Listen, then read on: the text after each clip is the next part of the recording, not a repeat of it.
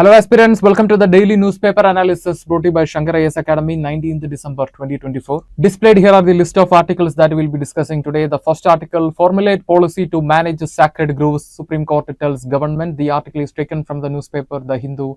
In this topic, we will be discussing the importance, especially the socio-cultural and ecological importance of sacred groves. And the second article, huge marine heat wave killed 4 million Alaska seabirds in 2016-14 study. This article is taken from the newspaper Indian Express. So this article is saying that the blob, a marine catastrophic heat wave, killed 4 million seabirds between 2014-16.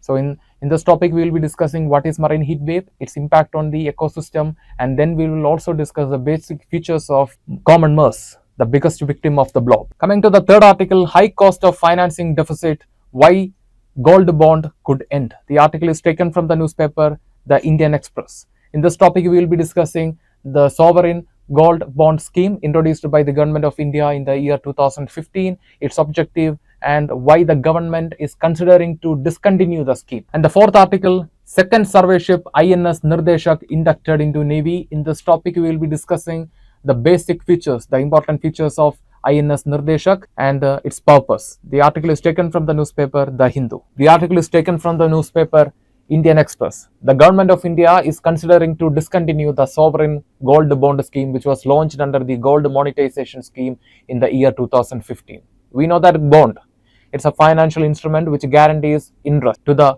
bond holder, and it acts as an instrument to control inflation. We know that during the time of inflation, the government will issue bond with high interest. So the people will invest bond, they will purchase bond.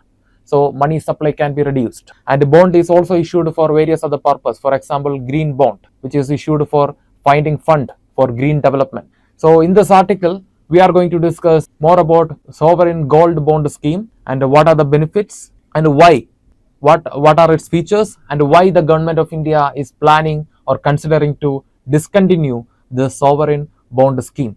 So like I mentioned in the beginning, sovereign gold bond scheme, it was launched in the year 2015 as a part of gold monetization scheme by the government of India. The objective of the scheme is to reduce the demand for physical gold and reduce the import of the physical gold. And the issuer of the bond will be Reserve Bank of India. Coming to the key features of the sovereign gold bond scheme, first one is we are going to see the eligibility, who are eligible to purchase the gold bond. First one is individuals. The individuals can purchase a minimum of 1 gram bond, maximum they can purchase up to 4 kilogram of gold, and institutions and trust, they can purchase up to 20 kg. And the denomination, each bond is equal to 1 gram of gold, and like I mentioned, the maximum limit for individuals it is 4 kg, and for trust and institutions it is 20 kg.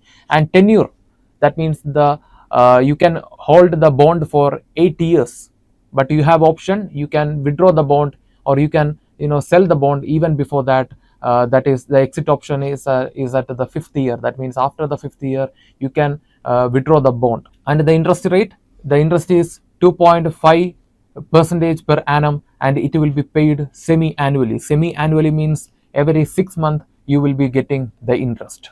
Coming to the redemption price. Redemption price refers to, so you have to understand certain concepts related to the bond. First one, the face value of a bond. The face value of a bond refers to the price at which the bond is issued by the issuer. For example, in the case of in the gold bond, one bond is equal to 1 gram of gold. Therefore, it can be issued at rupees 5,000. So this is a face value. And the redemption price refers to the price the bond holder will be receiving at the end of the maturity. For example, in the case of bond, in the case of sovereign gold bond, the tenure is 8 years. So after 8 years, this bond will attain maturity. So that time they will be receiving the 5,000 plus the interest. The interest can be an addition of 500 rupees. So imagine like that. So this is what it is mean by redemption price, and this redemption price is completely free of tax, but the interest has tax. For example, if you are receiving an interest of 100 rupees per annum, then you have to pay a 10% as interest. But in the case of redemption price, there is no interest. So please note that this can be expected as a statement in the UPSC prelims. And coming to the taxation, the interest is taxable, but the redemption is free of, no capital gain tax is imposed on the redemption price.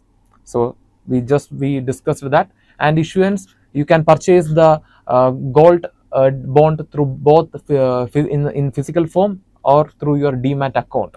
But you have to understand, the people who are purchasing this bond from online will be getting a slight redemption. And tradability, you will be purchasing it will from the primary market. That means here the issuer and the purchaser will be coming closer, and you can sell that bond even in the second market. And the bond can be also used as a collateral to get loans. Another thing related to the pricing of this gold bond, the government will price this bond based on the report of the India Bullion and Jewelry Association. India Bullion and Jewelry Association, it is a private organization established in the year 1919, and based on their report, the government, that is the Ministry of Finance and the RBI, will consider the gold price of the average gold price of the last 3 working days, and that price will be considered as the bond price. For example, they will be fixing the same price 5,000.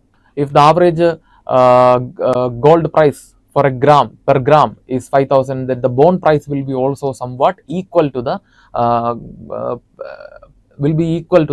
gold price. The bond price will be also same, that will be 5,000. So once again I repeat, the pricing will be done by based on the recommendation of based on the report of the Indian Bullion and Jewelry Association. It is a private organization established in the year 1919. The Ministry of Finance and the RBI will consider the report from the Indian Bullion, and this Indian Bullion, they will be reporting both the AM price and the PM price rate of the gold. So they are following the changes that much accurately. That's why the government of India is considering that. And the price of the bond will be equal to the average price in the market. For example, if the price for 1 gram of gold is 5,000, then the bond price will be also similar, but the people who are purchasing the bond from online will be getting a slight reduction. And remember, the bond can be also used as a collateral to get loans. And coming to the benefits of this sovereign gold bond scheme, first one, it is safe and secure. Comparing with the, you can invest in the bond, you can get interest from that bond. Instead, you will if you purchase the gold in physical form, and if you are keeping it at home, you will not get interest, and at the same time it also has security concerns. So this can be solved. And next is interest rate. At present, you will be receiving an annual interest of 2.5%, and if there is a price appreciation, for example, the price of the gold goes up or increases, then the redemption value will also increase. Gold price increases, then the redemption value will also increase. For example, if you purchase the bond for 5,000, but due to some factor the gold price increased to 6,000, then the redemption value you will be receiving at the end will be also 6,000. That means you are getting a profit of 1,000. You can make it in that way. And then cost savings, that means no making charges, wastage or GST is imposed on this sovereign gold bond, like in the case of physical gold. And then capital tax exemption, yes, like I mentioned in the features, at the end you will be receiving the redemption value, and there is no capital gain. And the next is capital gain tax exemption. So like I mentioned in the previous slide, so in the end you will be getting the redemption value, so no taxation will be imposed on that. You can get the money completely. And coming to the certain issues associated with the sovereign gold bond, the first one is limited awareness, especially in the rural area. So now we are looking, we are working for financial inclusion. Maybe in future, the people from rural area will also get knowledge about investment and handling of money. So we can ensure that we will be getting more investment from rural area too. But for that, we have to give income to the rural area. But the government of India and other organizations are also working for that too. And then liquidity constraints, that is limited secondary market trading. And then interest is taxable. Like I mentioned, the interest that you are getting every year, that is taxable, but the redemption value is not taxable. So understand the interest. So this is a confusing statement, so you can expect it as a prelim statement. Once again, I'm repeating. So the taxation can be imposed on the interest, but it is not imposed on the redemption That means the price, the amount that you are receiving at the end or at the maturity. And then price fluctuation. Gold is like the food and fuel. It is, it is vulnerable to volatility due to various factors. And what are the potential for discontinuation of this sovereign gold bond? What will be the reason behind the consideration of for discontinuing the sovereign gold bond scheme? First one is high financial liability. The government of India recently, they reduced the customs duty on the gold to 6%, which is the lowest in this last decade. But still we are not seeing that much significant reduction in the gold price. And the next is limited impact on gold import.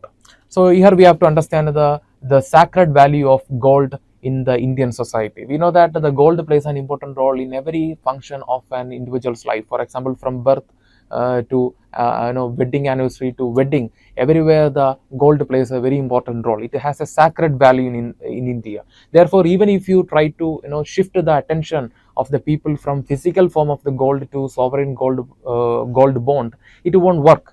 It won't have that much impact because of the sacred value of the gold that it has in the Indian society. And therefore, even though we have taken steps like this as SGBs, still the people are depending on physical form of gold. And then operational complexity, that is costly and complicated management of this the scheme. And the next one is no physical gold backing. For example, if you want to issue the gold, then you should have the asset, otherwise you cannot issue the gold. The next is the physical gold backing. That means if you want to issue the bond, then you should have the asset, right? But recently there is a reduction in the the physical reserve of the gold with the government of India. Therefore, it raises concerns related to financial stability.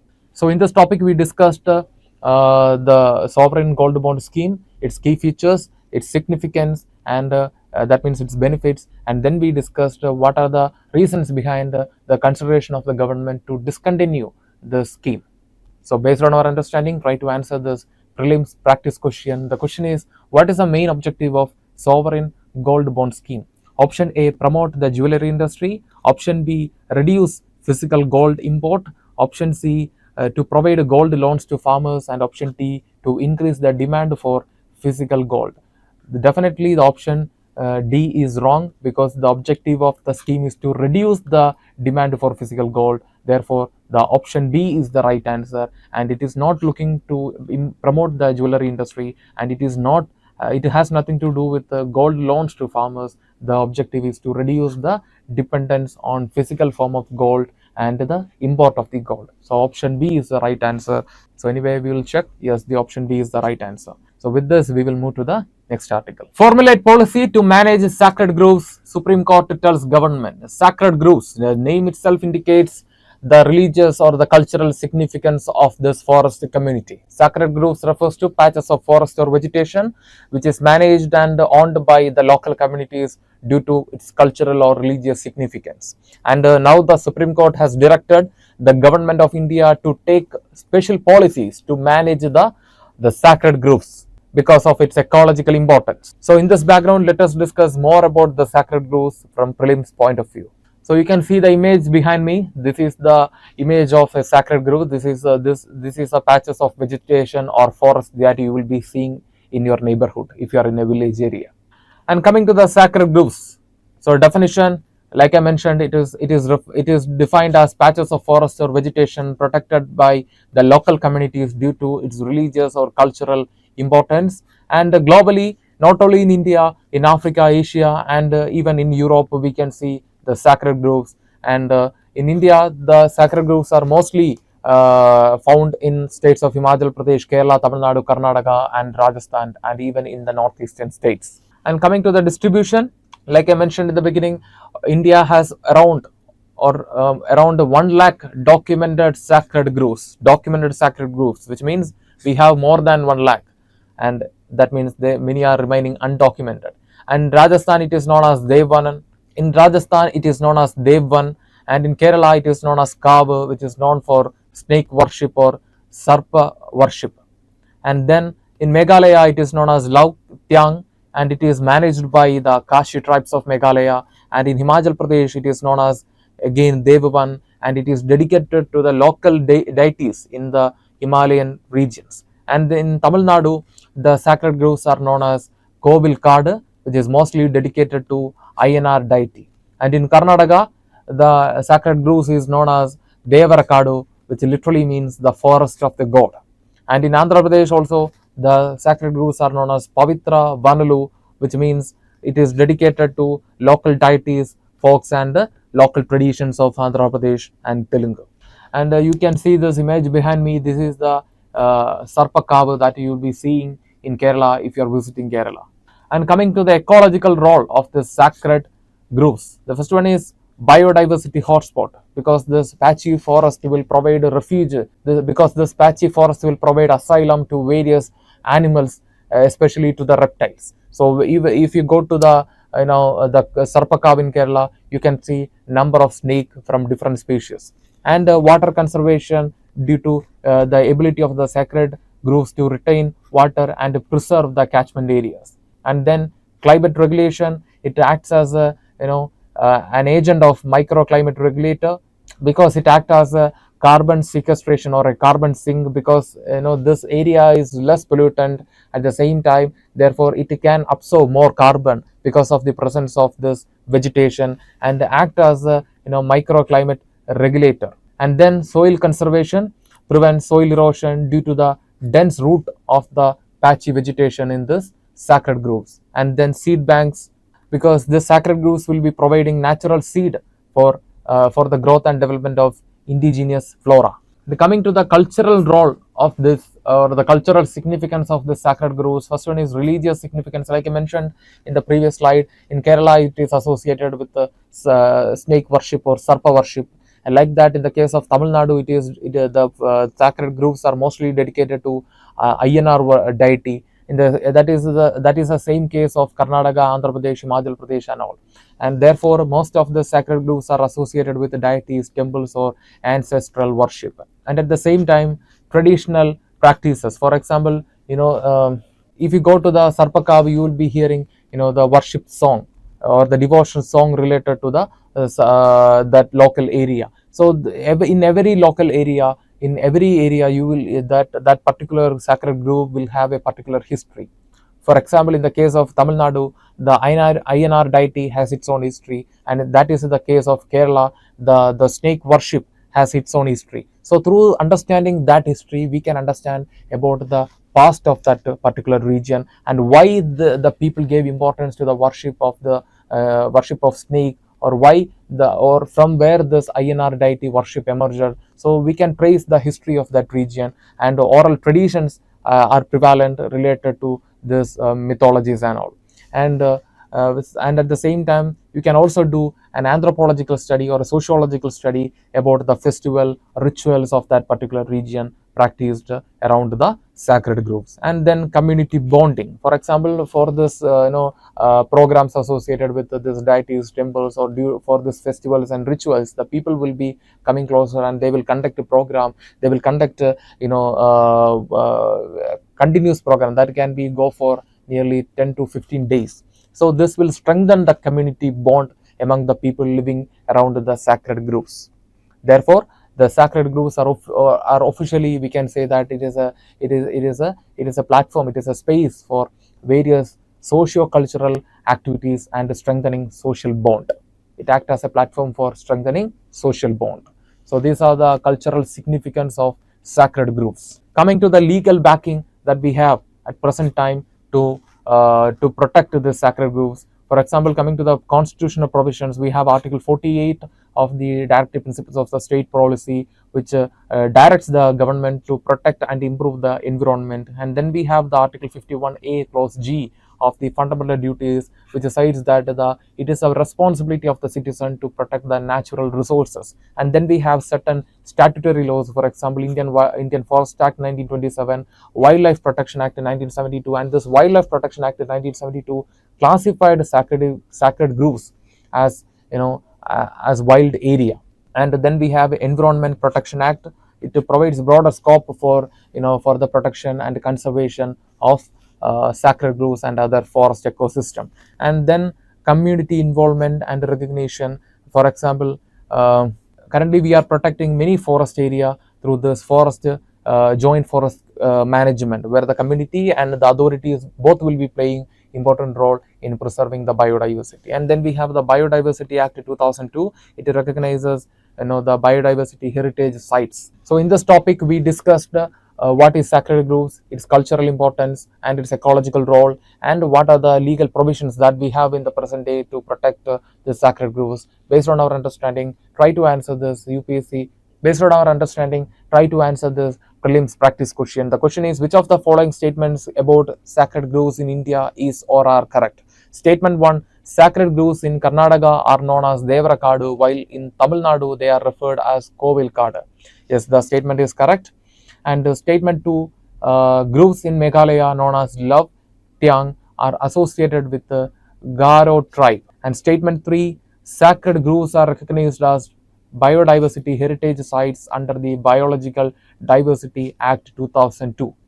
And statement 4, the Bishnoi community in Rajasthan conserves sacred groves as Occurrence to protect black buck and kedgeree trees. Select the correct answer using the code given below. Option A, 1, 2 and 3 only. Option B, 1, 3 and 4 only. Option D, 2 and 3 only. And option D, 1, 2, 3 and 4. The correct answer is option B, 1, 3 and 4 only. The statement 2 is incorrect, because in Meghalaya the sacred groves that is the Love Tiang is not managed by Garo tribe, it is managed by Kashi tribe. Therefore the statement is wrong. Therefore the correct answer is option B, 1, 3 and 4 only. Yes, the correct answer is option B. So I hope you understood this topic, and now it's time to move to the next topic. Coming to the next article, we know that the climate change is the biggest concern these days, and yesterday also we did an article about tundra, right? Why we did an article about tundra? Because recently the National Oceanic and the Atmospheric Administration from USA, they found that the tundra, which was considered as a natural carbon sink, started emitting more carbon than it is absorbing these days. And if we consider the recent state of climate report published by the World Meteorological Organization, they found that continents, especially Asia, is getting more vulnerable to extreme weather events such as heat wave, cold wave, flood and drought. And the climate change, therefore, it is becoming a matter of discussion. It is becoming an inevitable matter of discussion these days.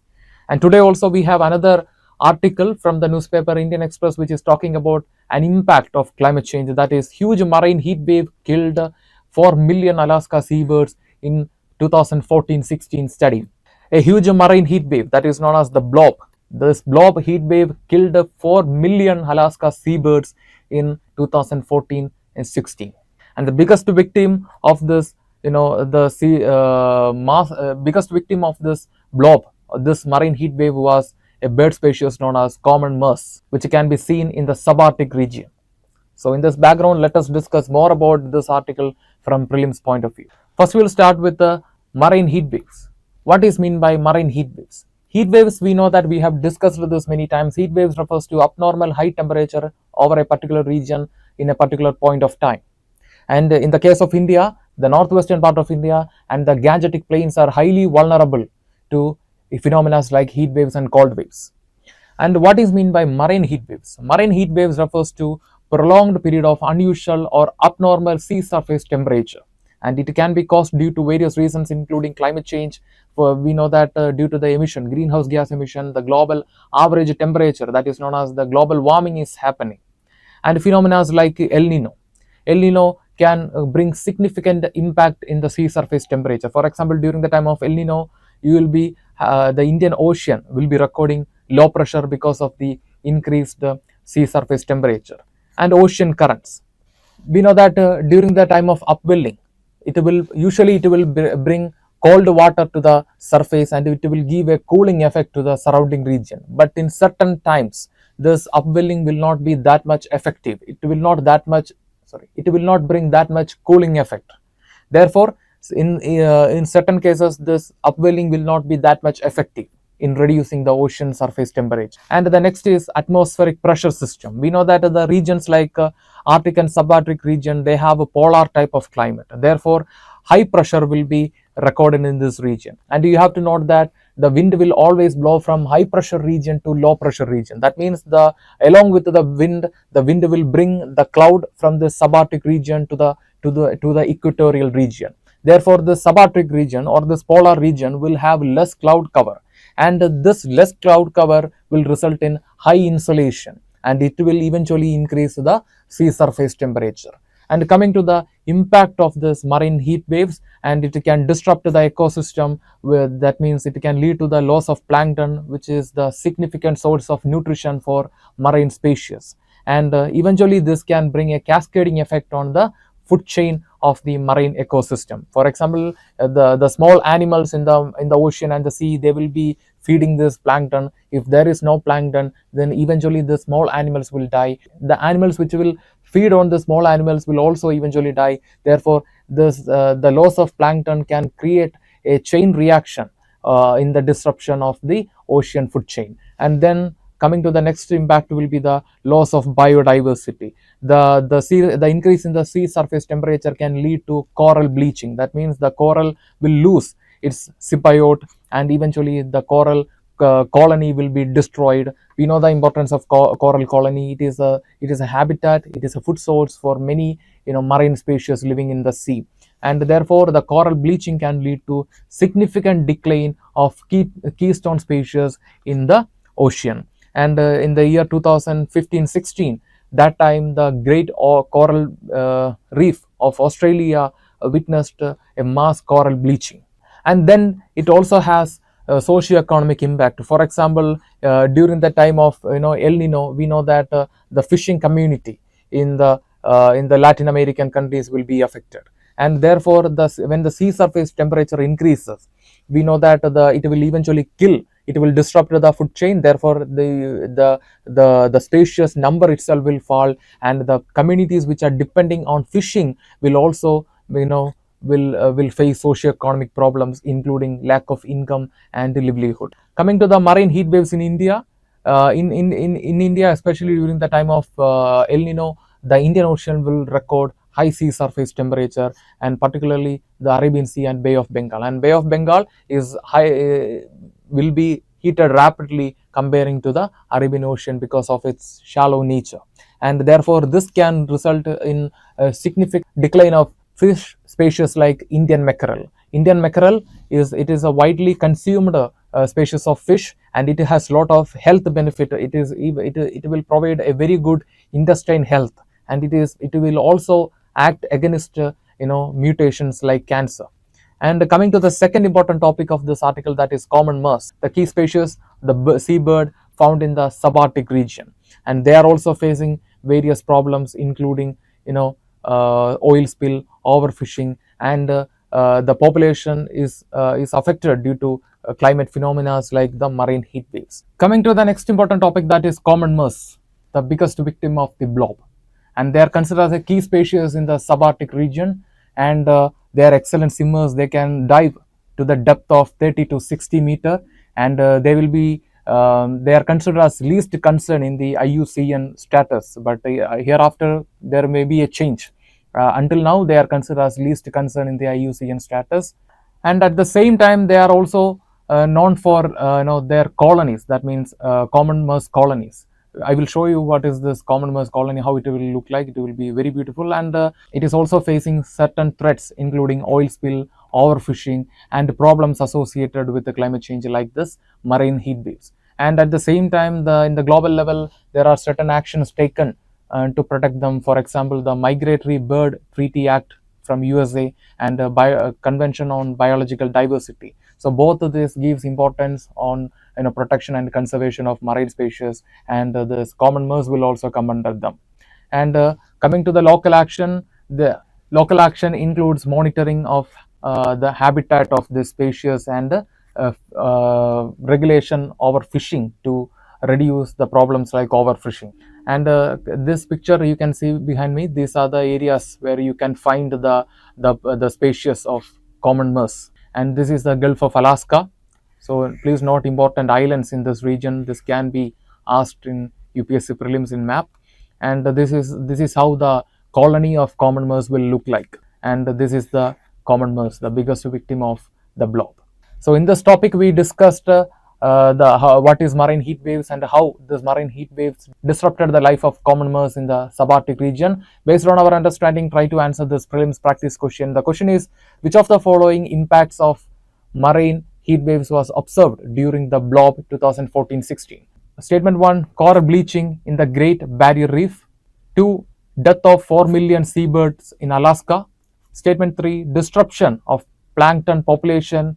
And statement 4, increased fish stock availability. The correct answer is option B, 1 and 3 only, because we know that the coral bleaching was happened in the same time, but the influence of this blob was very limited in that. Then the increased fish stock availability, that is a blunder statement. It will not be possible if there is any even like a marine heat wave. So we can eliminate it easily. And the coral bleaching was experienced in the Great Coral Barrier Reef this time, but the influence of this blob was very limited, and therefore the direct impact of this blob was the death of 4 million seabirds in Alaska and the disruption of plankton population. Anyway, let's check the answer. Yes, the answer is option B, 2 and 3 only. Now it's time to move to the next article. Coming to the next article, second survey ship INS Nirdeshak inducted into Navy. The name INS Nirdeshak has a special respect because the previous INS Nirdeshak served in the Indian Navy for nearly 32 years. And the name was given to this ship, and that name was given to this ship as an honor for the previous INS Nirdeshak. And the purpose of this INS Nirdeshak is to conduct hydrographic survey, assist in navigation, and provide maritime security. And this is the biggest achievement towards India's plan for achieving self-reliance and enhanced security. So based on this, let us discuss more about INS Nirdeshak from prelims point of view. The term INS Nirdeshak or the name INS Nirdeshak means pathfinder, and it is the second ship constructed under the survey vessel project of India. So it is a second ship, which means the first ship was Sandhyayak, INS Sandhyayak, and the second ship was INS Nirdeshak, and the third ship is INS Ikshak, and the fourth ship is INS Sanshodak. And the ship was designed for the purpose of hydrographic survey, navigation assistance, and maritime operations. It was built by the government-owned company, that is Garden Reach Shipbuilders and Engineers, based in Kolkata, and it shows another significant achievement in the field of self-reliance, because under the initiative of Atmanirbhar Bharat, the 80% of the ship content is built indigenously. 80% of the ship is indigenously built, and like I mentioned in the beginning, it is a legacy. It is an honor to the previous INS Nirdeshak, which was decommissioned in the year 2014. And coming to the key features of this INS Nirdeshak, the weight is around 3,400 to 3,800 ton, and it can exceed the speed of 80 knots, and the length of this ship is 110 meters, and it can spend in the sea without any help from the land. It can spend over 25 days in the sea. And coming to the construction technology, the ship is based on integrated construction technology, which means it will be using application from various technology for the construction of this INS Nirdeshak. And it is aligning with the rules and regulations of Indian Register of Shipbuilding Standards. And coming to the propulsion or the engine system of this ship, it is powered by marine diesel engines, and it has fixed pitch propels. So what is this pitch propels? You can see two type of propels are there: fixed pitch propels and controllable pitch propel and controllable pitch propellers. And the next feature of this propulsion is fixed pitch propellers. So what is this fixed pitch propellers? So there are two type of propellers board generally. First one is fixed pitch propellers, and second one is controllable pitch propeller. So you can see in this image the difference between two. So this is a fixed pitch propeller. Here the angle of the blade cannot be changed, but in the case of controllable pitch propeller, the angle of the blade can be changed. So this is a major difference. It has certain benefits. For example, the fixed pitch propeller is more simple, and at the same time it is less prone to mechanical failure, and it is very easy to manage. But at the same time, it has certain negative impact. For example, at the same time, it is typically lighter than the controllable pitch propeller. And coming to the state of the art features of the ship, it is designed for hydrographic and oceanographic survey and assisting navigation and communication, and it has autonomous system. We will see what is that. And coming to the first, that is hydrographic survey. It is done for the purpose of, it includes advanced data acquisition and processing system, and the ship has subsurface sensors for detailed underwater mapping.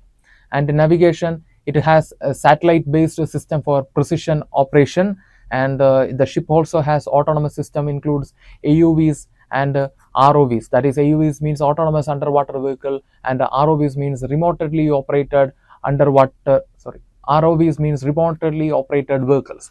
So look at this picture, you can see this is Nirakshi. It is indigenously constructed AUV, that is autonomous underwater vehicle. It is also constructed by the same company which built the INS Nirdeshak. And coming to the significance of this INS Nirdeshak, it enables high accuracy in hydrographic survey and enhances India's naval and maritime operational capacity. Therefore, we will have we can win a credibility in maritime diplomacy, and supports India's vision for self-reliance and indigenous technological development. Yes, under the Atmanirbhar Bharat, 80+% of the components in the ship is indigenously built. So it is a milestone step in our path towards self-reliance. So in this topic, we discussed the basic features of INS Nirdeshak, and based on our understanding, try to answer this prelims practice question. The question is, which of the following features are correctly associated with the INS Nirdeshak? Statement 1, it is equipped with the autonomous underwater vehicles and remotely operated vehicles. Statement 2, it adheres to standards set by the Indian Register for Shipping. And statement 3, it uses nuclear propulsion for enhanced endurance. Select the correct answer using the code given below. Option A, 1 and 2 only. Option B, 2 and 3 only. Option C, 1 and 3 only. And option D, 1, 2 and 3. The correct answer is option A, 1 and 2 only. Just now we mentioned it has autonomous underwater vehicle and remotely operated vehicles to conduct the hydrographic survey beneath the sea, right? And then it is based on the standard set by the Indian Register of Shipping. And third statement, it is wrong. It is not using the nuclear propulsion for enhanced endurance. Instead, it is using marine diesel engine. So with this, we are coming to the conclusion for this topic. With this, we are coming to the conclusion for today's newspaper analysis. If you like the video, hit the like button, give your feedbacks as comment, and share this content with your friends. And before leaving this channel, don't forget to subscribe to Shankar IAS Academy, and also hit the bell icon to receive on-time update. Thank you. Have a nice day.